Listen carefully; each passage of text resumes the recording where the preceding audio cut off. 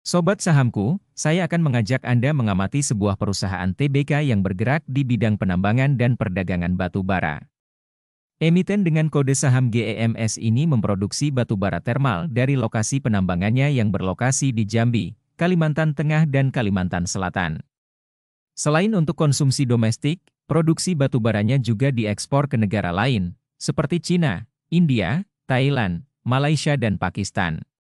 Dengan jumlah saham yang beredar sebanyak 5,88 miliar lembar saham, persentasi kepemilikan sahamnya dikuasai oleh PT Dian Swastatika Sentosa Tbk sebesar 51%. Kemudian PT Radika Janantaraya sebesar 30%, Golden Energy and Resources Limited sebesar 7%, dan masyarakat umum sebesar 12,1%. Sobat sahamku, video ini sekaligus menjawab permintaan analisa emiten yang merupakan anak perusahaan Sinarmas dari sektor energi beberapa waktu yang lalu. Kita akan amati dari sisi fundamentalnya berdasarkan laporan keuangan secara year-on-year sampai kuartal kedua tahun 2023 ini. Mari kita mulai.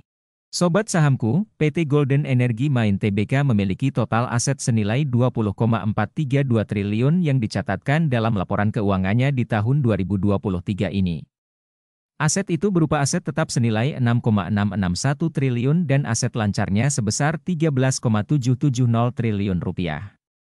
Sedangkan rasio pertumbuhan asetnya, perseroan berhasil menumbuhkan asetnya rata-rata di kisaran 16,5% tiap tahunnya.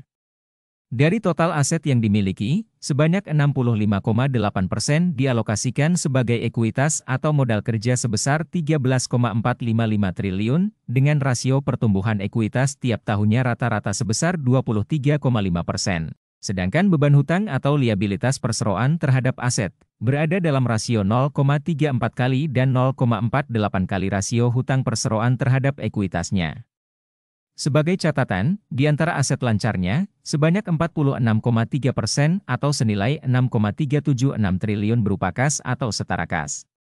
Sobat sahamku, cadangan kas yang melimpah bisa dijadikan sebagai salah satu indikator kesehatan keuangan emiten itu sendiri, di mana di saat yang sama, saat ini bisnis pertambangan batubara dijauhi pembiayaannya oleh perbankan karena program energi hijau. Maka jika menemukan emiten batubara dengan rasio hutang yang kecil dan cadangan kas yang melimpah, tentunya poin ini akan memberikan ketenangan para investor tentang sustainable atas bisnisnya ke depan.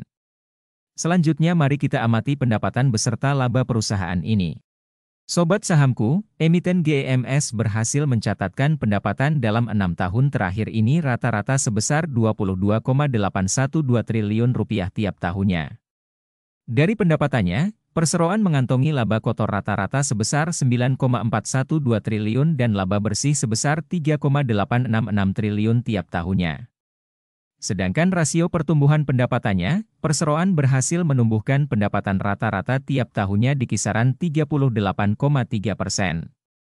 Sampai dengan kuartal kedua tahun 2023 ini, pendapatan perseroan telah mencapai 21,689 triliun.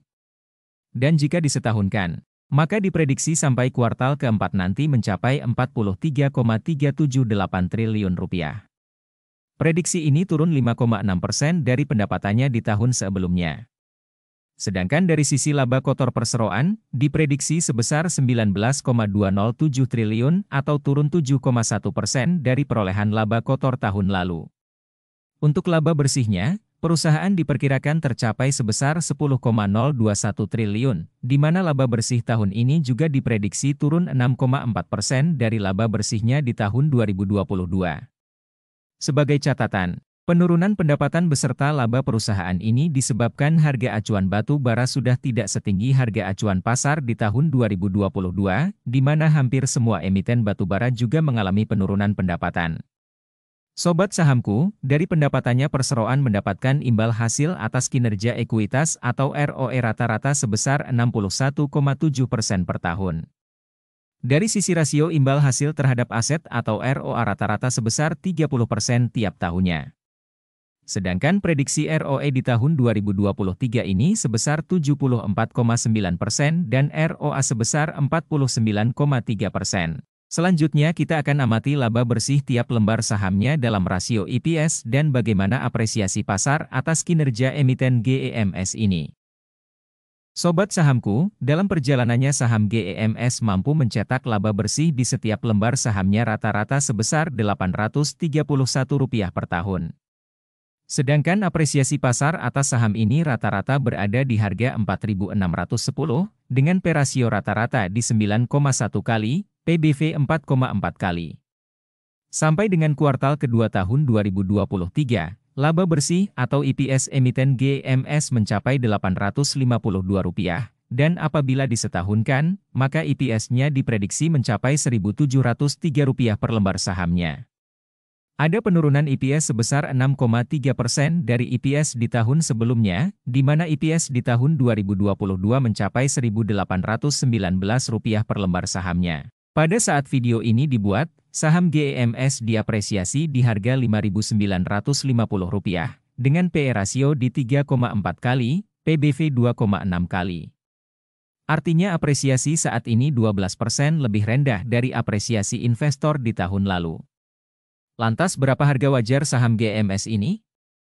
Saya akan berspekulasi tentang harga wajarnya dengan dasar pencapaian EPS di tahun 2023 ini. Dengan penurunan EPS sebesar 6% dari EPS tahun lalu, maka seharusnya apresiasi atas saham ini juga akan mengikuti di PE rasio 3,6 kalinya, atau di harga 6.170-an, dengan rasio PBV di 2,7 kalinya. Sobat sahamku, prediksi ini hanya spekulasi saya saja, disclaimer on, selalu temukan sudut pandang lain sebagai pembanding. Demikian analisa singkat saham GEMS kali ini, semoga bermanfaat, salam investasi.